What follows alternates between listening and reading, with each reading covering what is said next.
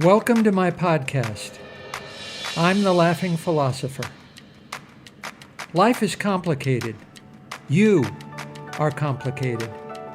Everything seems to have been figured out, except how to live a happy life guided by wisdom and reason. What does it mean to be a good person?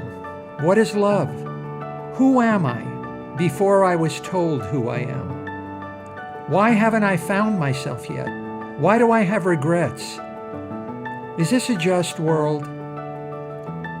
Almost from the moment of birth, we've been told how to behave, how to fit in, and how to fulfill other people's expectations. We grow to fear that we will lack importance or cease to exist in the lives of others if we think for ourselves and question the rules and roles that we've been told define us. Only when wisdom and reason removes this illusion can we live authentically in the world around us and become our real selves. Episode 6. Are you tired? Tired of trying so hard to be happy? Why do you need a reason to be happy? Why should happiness depend on money, fame, power, relationships? Why should happiness depend on the achievement of things outside yourself? Everyone, everywhere, every human being wants happiness. The world is full of pain and sorrow, said Siddhartha Gautama, but I have found a serenity, and you can too. Everyone claims to know how to find happiness, but where is it? Human beings have been solved. Almost from the moment of birth, we're told that happiness is freedom from misery. Happiness is like an umbrella in the rain. We are always trying to avoid pain, as if it's the same thing as the pursuit of happiness. We are always trying to get someplace else to avoid any unpleasantness.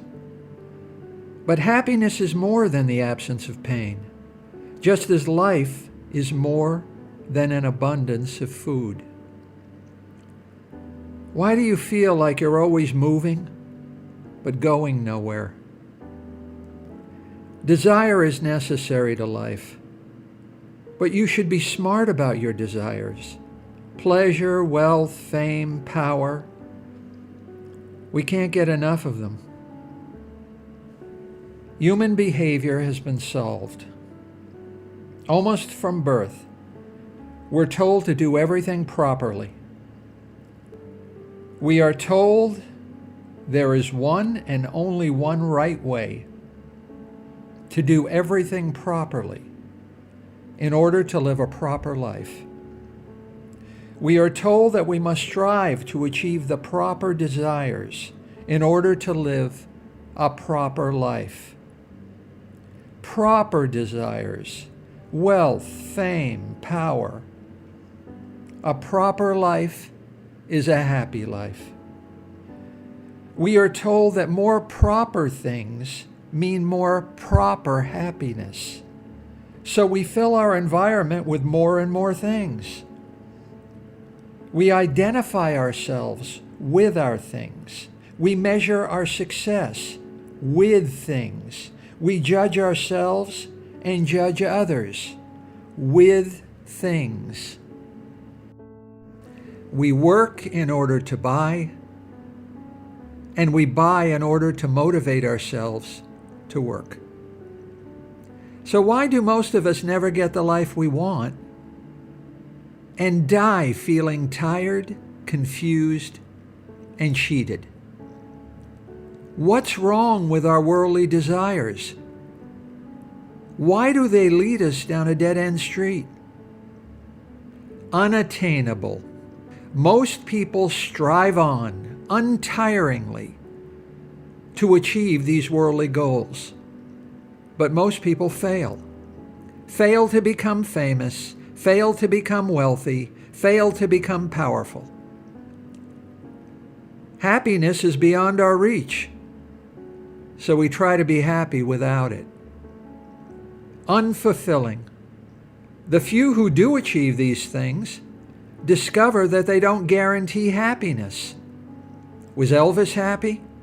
Was Howard Hughes happy? Insatiable. Desire is not consumed by achievement, but is inflamed by it. Even the rich desire to be rich. Even the powerful desire to be powerful. Even the famous desire to be famous. We can't seem to get enough of what we don't really want. Frank Zappa said, "Money is evil, but I like it." And fleeting. These things may comfort you in life, but will they comfort you through all of eternity? The rich act as if they're going to live forever, but not many do. Unattainable, unfulfilling, insatiable, fleeting. We live without happiness, but we cannot live without these things. People expect these worldly desires to lead to happiness, but maybe the secret to happiness is low expectations, just as the secret to a happy marriage is lack of communication. Happiness is the ultimate good, but you're looking in all the wrong places for something that was never there in the first place. We look for happiness in another person.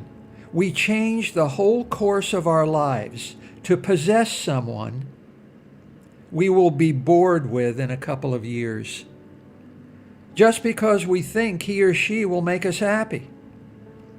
And then we feel cheated, as if we put money into a parking meter in front of an empty parking space. So you work at jobs that bore you, to buy things that bore you, to impress people that bore you, to live a life that bores you. Maybe happiness is something you find only after you've stopped striving for it. Are you running away from something? Or is something just chasing you because you're running?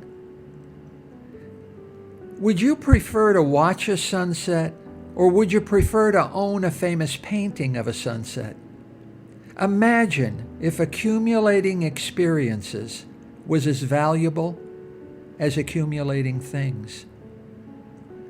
Human behavior is patterned, but these patterns are knowable. We are free to reject them. We can say no. We have the power. I would prefer not to, said Bartleby. Happiness is found not in what you achieve, but in what you love. The Japanese have a word for this, ikiga. It means your purpose in life. This might be your profession, but it also could be fishing, knitting, or cooking, if that's what you love. Greater is what is in you than what is in the world. Maybe the people and things here, now, are actually what you need to be happy. Entrances to happiness are everywhere, even in the most unlikely people and unlikely things. Happiness is much more than an umbrella in the rain. Happiness is livable. If you can't find happiness where you are, where do you plan to find it? It's not something down the road, since not one of your footsteps leads away from it. This is it. Where should you look for happiness? Here. When should you look for it? Now. Why can't you find it? Because to find it, said Ram Dass, you must be here now. Be here now. but you are mostly someplace else. Your mind is either drifting into the future, which hasn't happened yet, or into the past, which already happened. You are mostly lost in memories and illusions. Wherever I go, paradise is where I am. Voltaire. Joy is now. Happiness lies on this breath. Now, not after anything. Happiness is this moment, not later. What are you waiting for? All you get by waiting is more waiting. How do I live in the now?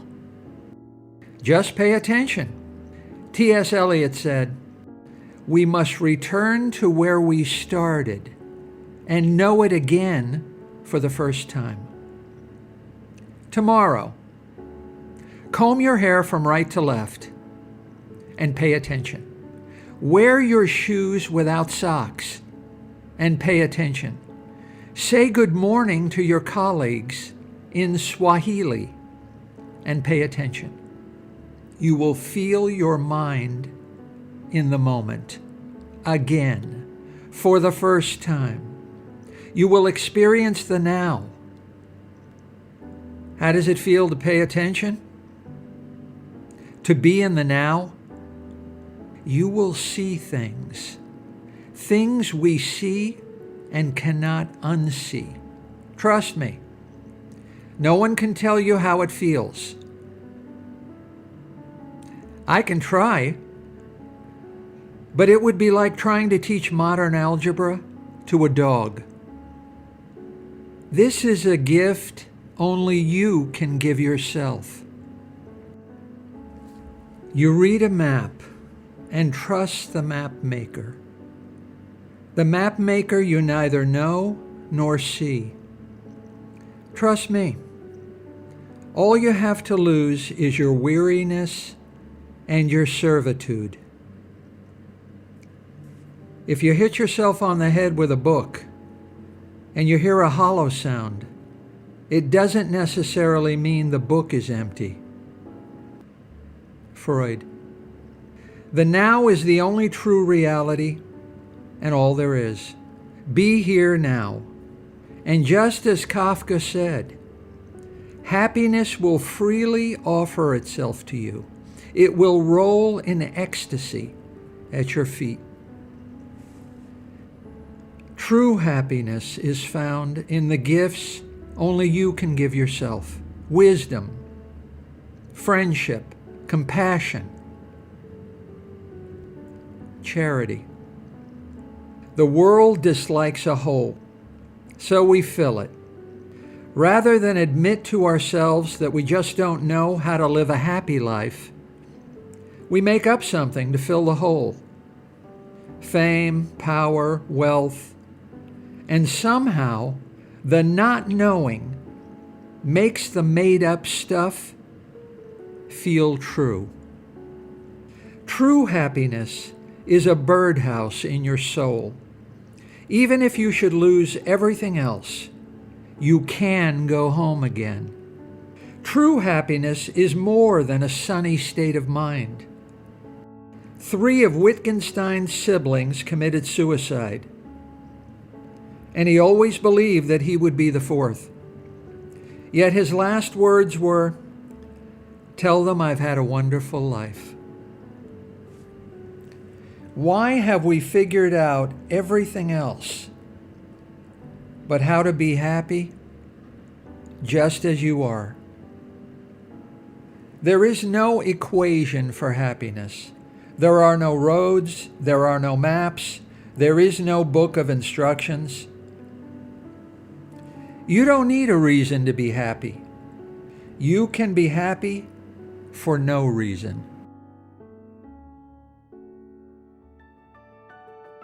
Hi, I'm Dr. Robert Corey, the Laughing Philosopher. Thanks for listening to my podcast. I've devoted my professional life to the intersection of sociology and philosophy, where the contemporary problems of life meet the ideas and convictions of the greatest human minds. Join me by subscribing to The Laughing Philosopher as we use reason and wisdom to explore big answers to the most important of all big questions: how to live.